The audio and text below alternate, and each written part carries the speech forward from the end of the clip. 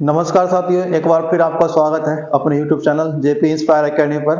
देखिए, आज की वीडियो में हमने जो यूपी पुलिस और एसएससी जीडी को लेकर के आया कि बहुत ही महत्वपूर्ण सवाल कवर किए हैं, जैसे कि घंटियों वाले सवाल हैं या कैलेंडर के सवाल हैं या जो भी आने वाले एग्जाम में जो संभावित प्रश्न है उस तरह के क्वेश्चन क्या इस वीडियो में कवर किए गए हैं। तो जो भी स्टूडेंट वीडियो को पहली बार देख रहे हैं, ये चैनल पर पहली बार आए हैं, तो वीडियो को लाइक करिए और चैनल को सब्सक्राइब करिए। तो ये करते हैं सवाल। कह रहे हैं 3 घंटियां हैं जो क्रम से 30, 45 और 60 सेकंड के नियमित अंतराल पर बजती हैं। अगर वे सभी एक साथ दोपहर 1 बजे बजती हैं तो वे एक साथ दोबारा किस समय बजेंगी। और ये यूपी पुलिस और एसएससी जीडी के लिए क्या बहुत ही फेमस सवाल है। इस तरह का सवाल 1 या 2 क्वेश्चन क्या है पूछे जाते हैं। तो कह रहे हैं 3 घंटियां हैं जो कि 30, 45 और 60 सेकंड, कितने सेकंड, 30, 45 और 60 सेकंड के नियमित अंतराल पर बजती हैं। अगर वे एक साथ दोपहर 1 बजे बजेंगे, कितने बजे, दोपहर 1 बजे, तो पूछा गया दोबारा किस साथ बजेंगी। तो देखो, इस तरह के सवालों को कैसे करते हैं। जो आपका समय दिया है 30, 45 और 60, ये 30 सेकंड, 45 सेकंड और 60 सेकंड जो दिए हैं, आप इनका एलसीएम निकालिए। और जब आप इनका एलसीएम निकालेंगे तो एलसीएम कितना आ जाएगा, 180। कितना आएगा, 180। 30, 45 और 60 का जो एलसीएम आया वो 180। इसका मतलब है 180 सेकंड बाद जो है वो दोबारा बजेंगी। अब 180 सेकंड तो होता नहीं, तो क्या लिखेंगे, इसके बना लेंगे मिनट। 180 को करेंगे 60 से डिवाइड, तो कितनी बार जाएगा, 3 बार। इसका मतलब है 3 मिनट कि 3 मिनट बाद जो है वे घंटियां दोबारा एक साथ बजेंगी। तो जो 3 मिनट दिए हैं, बस आपको क्या करना है, इस दिए गए समय में ऐड कर देना है। तो 1:03 इसका राइट आंसर होगा। तो दोपहर 1:03, option number D. Right answer क्या होगा, ऑप्शन नंबर डी। जैसे कि नेक्स्ट क्वेश्चन, नेक्स्ट है कि किसी परीक्षा में 70% परीक्षार्थी अंग्रेजी में तथा 80% परीक्षार्थी गणित में उत्तीर्ण हुए हैं तथा 10% दोनों विषयों में अनुत्तीर्ण हुए। यदि दोनों विषयों में कुल 144 परीक्षार्थी उत्तीर्ण हुए हैं तो परीक्षार्थियों की कुल संख्या क्या थी। अब आप यहां देखेंगे इसमें, तो यहां दिया 70%, 80% उत्तीर्ण हुए, क्या हुए, उत्तीर्ण, और यहां क्या दिया, अनुत्तीर्ण। पॉइंट नोट करने वाली बात है इसमें कि 2 जगह जो ऊपर दिया है वो क्या है, उत्तीर्ण दिए हैं, और ये कितने दिए, अनुत्तीर्ण। और दिया गया है कि 144 परीक्षार्थी जो हुए वो उत्तीर्ण हुए। पूरे जो जितने विद्यार्थी हैं उनमें से 144 विद्यार्थी उत्तीर्ण हुए। अब देखो इसे कैसे करेंगे।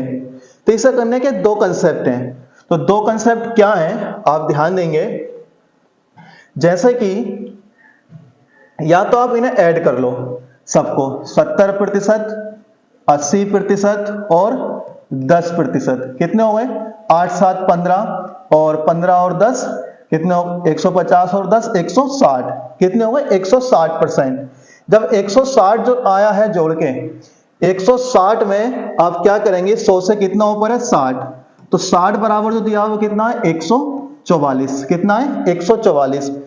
कुल विद्यार्थी कितने परसेंट बराबर होंगे, 100% बराबर। 100% बराबर हमें निकालना है, तो 144 ऊपर 100 के साथ गुणा करेगा और 60 कहां जाएगा, नीचे, 0 से 0, 6 दूनी 12, 6 चौक 24, कितना आ गया, 240। एक कंसेप्ट तो आपका ये है, राइट आंसर क्या आ जाएगा, ऑप्शन नंबर सी, 240। अगर आपको इस तरह के सवालों में अलग अलग कंसेप्ट दिया है, जैसे कि यहां पर उत्तीर्ण दिए हैं और यहां पर क्या है, अनुत्तीर्ण दिए हैं, तो आप क्या करेंगे, सबको जोड़ देंगे और 100 से जितना आएगा यहां पर कोई ना कोई संख्या दी गई होगी। जैसे ही कितनी संख्या दी है यहां पर, 144, तो 100 से ऊपर जो भी आएगा वो उसके बराबर होता है। तो 100 से ऊपर कितना, 60, 60 बराबर 144। कुल कितने परसेंट के बराबर होंगे, 100% के बराबर। बस 100% निकाल देना है, कितना आ गया, 240। एक तरीका तो यह है। दूसरा तरीका क्या है, दूसरे तरीके पर ध्यान देंगे। अब इसको वेन डायग्राम पर करिए। कितने विषय हैं, 2 विषय। जब 2 विषय हैं, एक क्या है, एक है पास और एक है फेल। क्या है, एक है पास और एक है फेल। अब आप यहां पर ध्यान देंगे कि जो दोनों विषयों में है वो क्या दिया है, दोनों विषयों में दिया अनुत्तीर्ण। क्या दिया है, दोनों विषयों में अनुत्तीर्ण। तो आप इन दोनों को अनुत्तीर्ण मान लीजिए। कह रहे 70% परीक्षार्थी अंग्रेजी में तथा 80% विद्यार्थी गणित में उत्तीर्ण हुए। जब 70% उत्तीर्ण हुए तो अनुत्तीर्ण कितने होंगे? 30%। कितने? 30%। काय में हुए? अंग्रेजी में। ऐसा लिखेंगे अंग्रेजी में। कितने परसेंट फेल हुए? 30%। वहीं 80% परीक्षार्थी गणित में उत्तीर्ण हुए। जब 80% उत्तीर्ण हुए तो अनुत्तीर्ण कितने हो जाएंगे? 20%। कितने होंगे? 20%। काय में? गणित में। और दोनों में कितने? 10%। बस इतना काम करना है कि जब दोनों में दिया है, आप जैसे अनुत्तीर्ण दिया है, यहां पर क्या है? अनुत्तीर्ण, तो आप इन्हें भी आप अनुत्तीर्ण बना लीजिए। अनुत्तीर्ण बनाएंगे तो यहाँ 70 पास है तो 30 कितने हो जाएंगे? फेल हो जाएंगे। वहां 80 पास है तो 20 फेल हो जाएंगे। बस आपको कर देना है वेन डायग्राम के आधार पर। तो यहाँ कितना मिल जाएगा? 30 माइनस 10 कितना मिल गया? 20। केवल अंग्रेजी में कितने मिल जाएंगे? 20%। वहीं केवल गणित में कितने मिल जाएंगे? 20 माइनस 10 10%। और जो निकल के आया ये वाला पोर्शन कितने हैं? 20, 10, 30 और 10 40।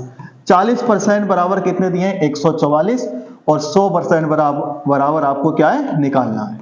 बस अभी कैलकुलेट किया था। 40% बराबर, सॉरी कितने हो गए? 40। और 40% जब क्या है? 40% अनुत्तीर्ण हुए हैं और ये क्या दिया है? उत्तीर्ण। तो 40% जो है जब फेल हुए हैं यानी अनुत्तीर्ण हुए हैं तो आप क्या करेंगे?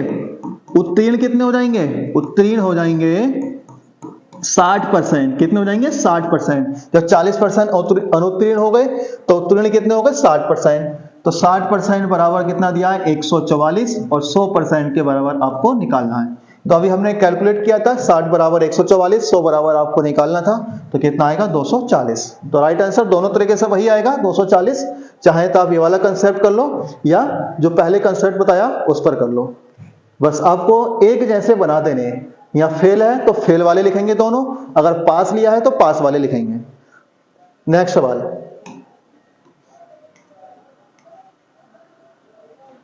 नेक्स्ट सवाल है 2 अंकों वाली एक संख्या के अंकों का योग 10 है। यदि संख्या से 36 घटा दिया जाए तो अंकों के स्थान बदल जाते हैं। संख्या क्या है? ऑप्शन दिए 73, 37, 36 और 63। तो देखिए कह रहे हैं 2 अंकों वाली संख्या के अंकों का योग कितना? 10 है। तो देखो अगर बेसिक करेंगे तो बेसिक तो लंबा होगा। आप क्या करो, ऑप्शन से देखिए 3 और 6 9, अंकों का योग 10 ही नहीं है। 6 और 3 9, अंकों का योग 10 नहीं है। ये 2 ऑप्शन तो हट गए। 3 और 7 10, 7 और 3 10। अब ये 2 ऑप्शन बचे, इन दोनों के अंकों का योग कितना? 10 है। तो आप पहले ऑप्शन से करिए 73। कह रहे हैं 36 घटा दिया जाए तो 36 घटा दो। कह रहे हैं अगर 36 घटा दिया जाए तो अंकों के स्थान बदल जाते हैं, यानी जो 73 है वो क्या बन जाएगा? 36 बन जाएगा। तो देख लेते हैं क्या ये बन रहा है। 3 में से 6 नहीं जाएगा, 13 में से 7, 13 में से 6 गया तो कितने बच गए? 7। यहाँ बचेंगे 6 और 6 में से 3 जाएगा तो 3, तो क्या मिल गया? 37। तो जो 73 है, 73 के अंक पलट के क्या मिलेगा? 37। तो राइट आंसर क्या आ जाएगा? Option number 1 73। क्योंकि 73 एक ऐसा है जिसमें अगर 36 घटा दिया जाए तो क्या मिल जाएगा हमें? 37। यानी अंकों के स्थान का पलटने का मतलब है 3 इधर आ जाएगा और 7 इधर आ जाएगा। तो ऑप्शन नंबर 1 ही इसका राइट आंसर होगा। नेक्स्ट सवाल, नेक्स्ट सवाल है दिए गए विकल्पों में से विषम पद को खोजें। 95, 15, 185, 30, 305, 50, 160, 25 ऑप्शन दिए हैं। इन चारों में से विषम, इसका मतलब है कि 3 जो है किसी ना किसी एक तरीके से समान है और एक ऐसा है जो कि उस नियम का अनुसरण नहीं करता है। तो देखो इसमें क्या किया गया है। अगर 15 को 95 लिखा गया है तो 15 की गुणा अगर 6 से कर दें तो कितना मिलेगा? 90 प्लस 5 कितना मिल गया? 95। वहीं 30 की गुणा 6 से कर दें तो 180 और 180 में 5 ऐड कर दें तो 185। 50 की गुणा 6 से कर दें तो 300 और 300 में 5 ऐड कर दें तो कितना मिल गया? 305।